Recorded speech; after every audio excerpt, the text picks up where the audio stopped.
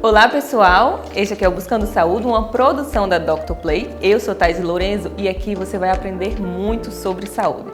Para começar, eu quero te fazer uma pergunta. Você sabe o que é dermatite atópica?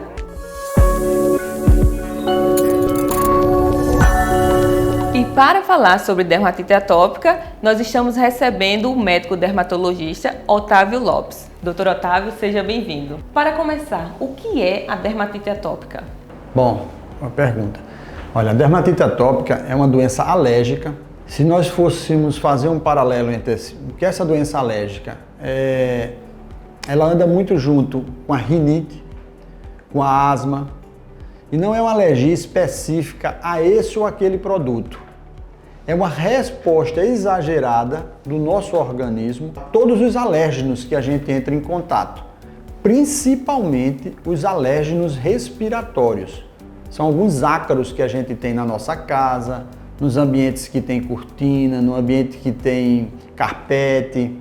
Então, esses ambientes são muito ricos nesses ácaros que despertam o nosso sistema imunológico e essa resposta cutânea exagerada. E doutor Otávio, a dermatite atópica, ela é genética? Pode ser passada de pai para filho? Ela não passa de pai para filho. Ela tem um componente genético onde existe uma influência muito grande desse componente em condicionar o aparecimento.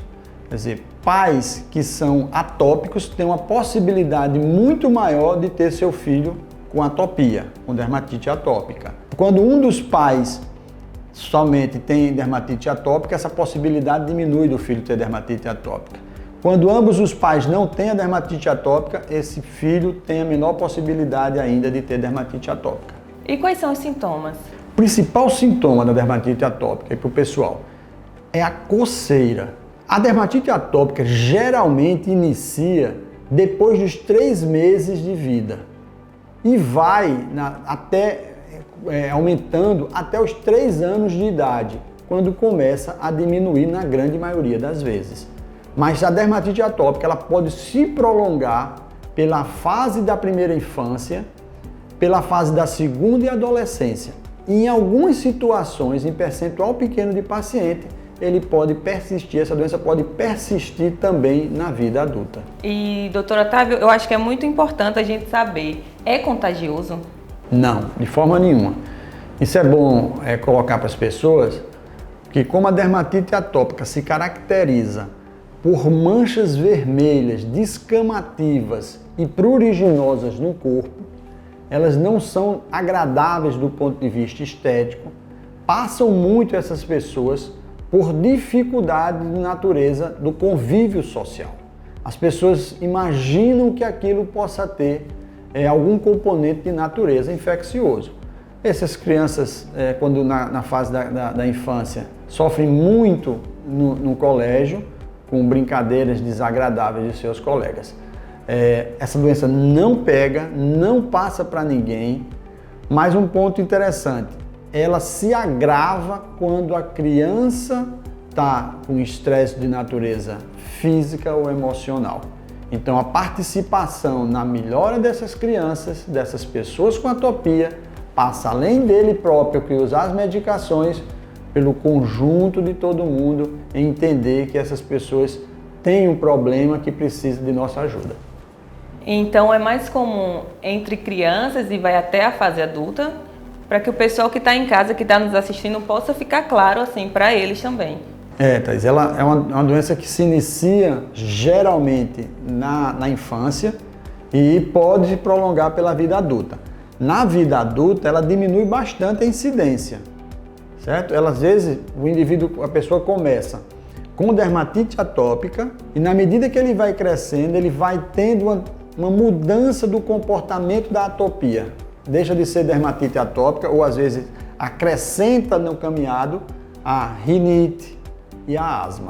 Então, o médico dermatologista quer impedir essa evolução da sua atopia, da alergia desses pacientes. E doutor Otávio, a alimentação pode influenciar, pode agravar a dermatite atópica? Sim, alguns alimentos pioram o quadro de dermatite atópica.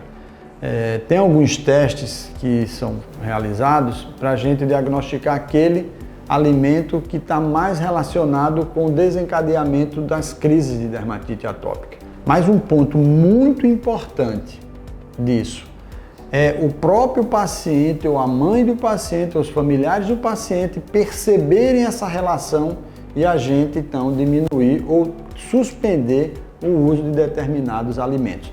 Não dá para a gente julgar esse ou aquele alimento, como a gente vê muito por aí, crianças que são proibidas de uma quantidade muito grande de alimentos e, de fato, não são todos aqueles alimentos que trazem o desencadeamento da doença.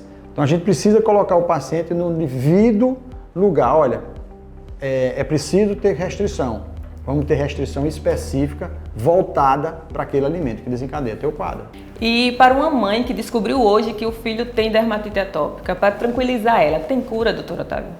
Tem tratamento. A dermatite atópica tem tratamento, então é preciso que o dermatologista intervenha de forma precoce, o mais rápido possível, para que a gente evite as evoluções mais graves dessa doença. Mas também, mesmo com a intervenção do dermatologista, a doença pode progredir para uma gravidade extrema.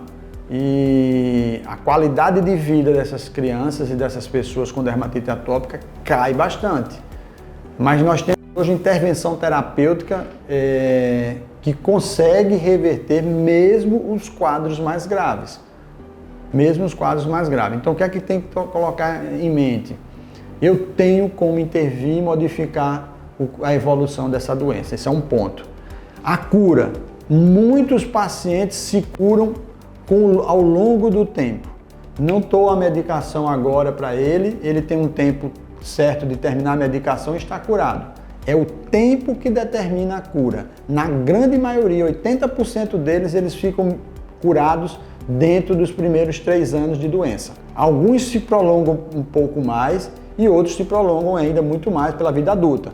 Um percentual pequeno dessas pessoas. Os que se prolongam pela vida adulta, esses a tendência é de cronicidade, de levar muito mais tempo para a cura definitiva. Mas essa cura acontece não com a intervenção do tratamento, mas pelo tempo. Então, doutor Otávio, se o paciente ele não tratar quando descobriu quando criança, na fase adulta, ele vai estar curado? Como é que vai ficar esse processo? Nem sempre, né? Porque assim, eu preciso intervir e modificar o ambiente dele. Porque senão ele vai despertando o sistema imunológico cada vez de forma mais forte. E ele pode caminhar nessa tríade de atopia, doença dermatite, a rinite e a asma. Então eu tenho que intervir nesses pacientes. Até porque o quadro clínico, muitas das vezes, é insuportável. A coceira é extremamente desagradável. Mexe com o paciente, com a família e com os amigos. Doutor Otávio, muito obrigada pelo seu tempo, pela sua disponibilidade e por esclarecer essas dúvidas, que eu tenho certeza que muita gente hoje em dia sofre com isso. Eu espero ter contribuído com vocês. Um grande abraço. E para você que está gostando do nosso conteúdo, não esquece de curtir, comentar e se inscrever no nosso canal. E você também pode deixar sugestão de pauta para que a gente possa trazer um profissional para esclarecer as suas dúvidas.